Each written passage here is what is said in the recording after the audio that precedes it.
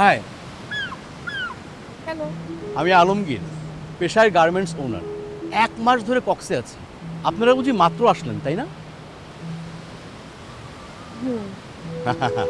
আপনাদের যে কোনো সমস্যার ব্যাপারে আমাকে বলতে পারেন, আমি সব প্রবলেম সলভ করে দেবো। এখানে সব কিছু আমার চেনা, মানে সবাইকে আমি চিনি।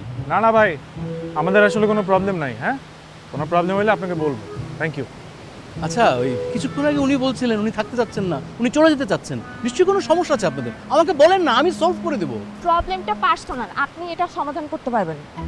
হ্যাঁ, এটা আমি বুঝি, সব সমস্যা জীবনের অংশ।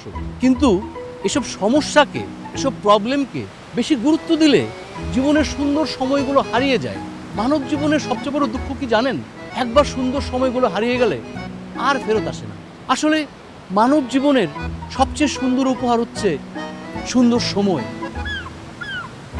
তাই never spoil your quality time. শোন, শেখ কিছু তার কাছ থেকে। এসব ভালো ভালো কথা তোদের মাথায় ঢুকে না, ঢুকি?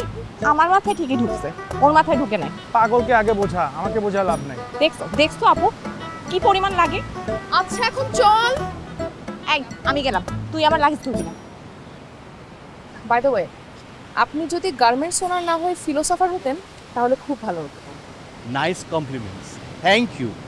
Nice compliments, very nice, thank you.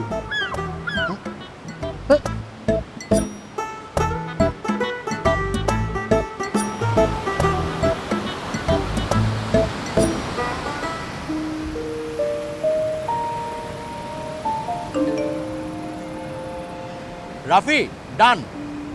কালকে সকাল 9টায় ফ্লাইট।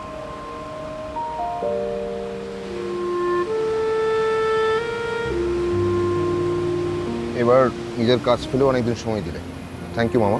তা তো দিলাম, কিন্তু এতদিন আসলো না, যাওয়ার আগে আসতে হবে।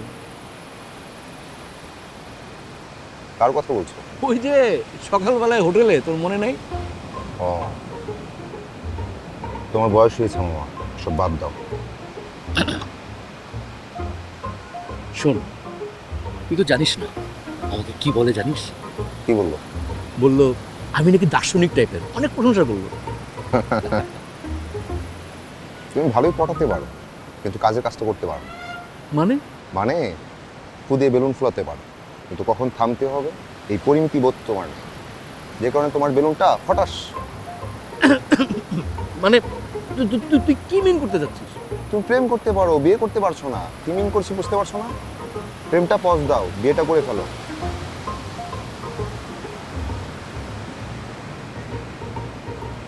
ওকে আমি কথা দিলাম 6 মাসের মধ্যে বিয়ে করব। ওকে, দ্যাটস ইট। কিন্তু একটা শর্ত আছে। কি শর্ত? আমার বিয়ের সময় তোকে অবশ্যই তোর বাবা মাকে দেশে নিয়ে আসতে হবে। আগে পাত্রী ঠিক করো না, তারপর বাবা মাকে বলবো।